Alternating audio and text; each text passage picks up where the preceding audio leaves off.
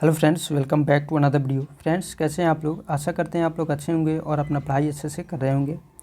जैसा कि हम लोग प्राचीन भारत के इतिहास के अंतर्गत दक्षिण भारत के प्रमुख राजवंशों के बारे में डिस्कस किया था, तो उसके अंतर्गत हम लोगों ने पल्लव राजवंश, चोल राजवंश, चालुक्य और राष्ट्रकूट राजवंशों के बारे में डिस्कस कर लिया था। तो आज हम लोग डिस्कस करने वाले हैं कुछ बचे हुए छोटे छोटे राजवंशों के बारे में, जो आपकी परीक्षा की दृष्टि से अति महत्वपूर्ण है। तो आइए शुरू करते हैं इस वीडियो को और जानते हैं महत्वपूर्ण फैक्ट्स को, जो आपकी परीक्षा में अक्सर पूछे जाते रहते हैं।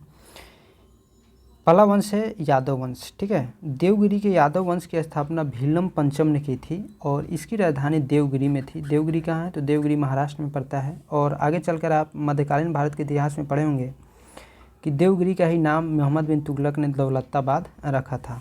इस वंश का सबसे प्रतापी राजा सिंहन था, जिसका शासनकाल 1210 से 1246 ईस्वी तक रहा था। और इस वंश का अंतिम स्वतंत्र शासक रामचंद्र था, जिसने अलाउद्दीन के सेनापति मलिक काफूर के सामने आत्मसमर्पण किया था। अगला वंश है होयसल वंश। द्वार समुद्र के होयसल वंश की स्थापना विष्णुवर्धन ने की थी। और होयसल वंश जो है, यह यादव वंश की ही एक शाखा थी। बेलूर में चेन्ना केशव मंदिर का निर्माण विष्णुवर्धन ने 1170 ईस्वी में किया था। होयसल वंश का अंतिम शासक बीरबलाल तृतीय था, जिसे मलिक काफूर ने हराया था। होयसल वंश की राजधानी द्वार समुद्र में था, जिसका आधुनिक नाम हैलावीड है। अगला वंश है कदम वंश। कदम वंश की स्थापना मयूर शर्मन ने की थी और कदम वंश की राजधानी वनवासी था। नेक्स्ट वंश है गंग वंश। गंग वंश के संस्थापक कौन थे? ब्रजहस्त पंचम थे। और अभिलेखों के अनुसार गंग वंश के प्रथम शासक कोंकणी वर्मा था। गंगों की प्रारंभिक राजधानी कुलाल यानी कोलर में थी, जो बाद में तलकाड हो गई।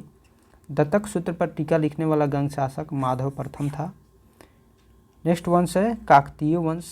काकतीय वंश का संस्थापक बीटा प्रथम था, जिसने नलगोंडा में एक छोटे से राज्य का गठन किया था। नलगोंडा कहाँ है? हैदराबाद में पड़ता है, जिसकी राजधानी अमकोंड थी। ठीक है, काकतीय वंश की राजधानी अमकोंड थी।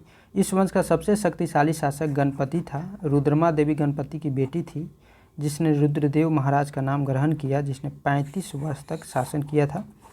गणपति ने अपनी राजधानी वारंगल में स्थानांतरित कर ली थी। इस राजवंश का अंतिम शासक प्रताप रुद्र था, जिसका शासनकाल 1295 से 1323 ईस्वी तक रहा था।